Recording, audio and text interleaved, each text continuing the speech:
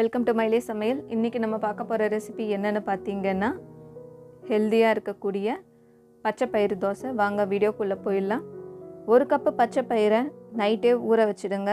பார்த்திங்கன்னா இந்த அளவுக்கு இருக்கும். மேலெல்லாம் முளைக்கட்டி வெள்ளை வெளியே வந்திருக்கான், அவ்வளோதான். இதை நம்ம தனியாக வடிகட்டி ஒரு மிக்சர் ஜாரில் எடுத்து வச்சுக்கலாம். தண்ணியை தனியாக வச்சுக்கோங்க. அதை செடிக்கு வேணாலும் ஊற்றிடலாம், அதுலேயும் ப்ரோட்டீன் கிடைக்கும். இப்போது கொஞ்சம் கொஞ்சமாக சேர்த்து அரைச்சிக்கலாம். இதை வெறுமனையாக சாப்பிட்லாம், நல்லா தான் இருக்கும். மோஸ்ட்லி பசங்க சாப்பிட மாட்டாங்க.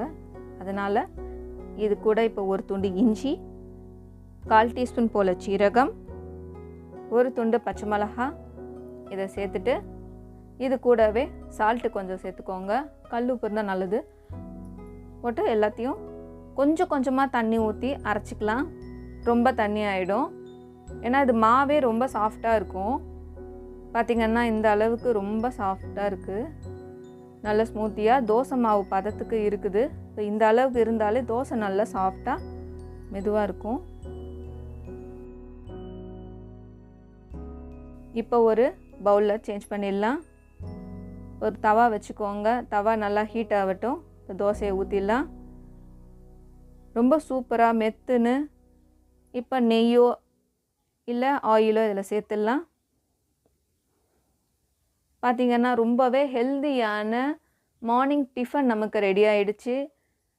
இது பார்த்திங்கன்னா உடம்பில் இருக்க கெட்ட கொழுப்பை எடுத்துடும். வெயிட் லாஸ் பண்ணுறதுக்கு ஹை ப்ரோட்டீன்ஸ் இருக்குது. நரம்புக்கெல்லாம் பார்த்திங்கன்னா அவ்வளோ ஒரு நல்லது.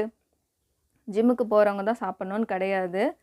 நமக்கு வீட்டில் இருக்கவங்க, நம்ம பெரியவங்கள்லேருந்து குழந்தைங்கள்லேருந்து எல்லாருமே சாப்பிடக்கூடிய ஒரு ஹெல்தியான ஃபுட்டு தான் இந்த பச்சை பயிறு தோசை.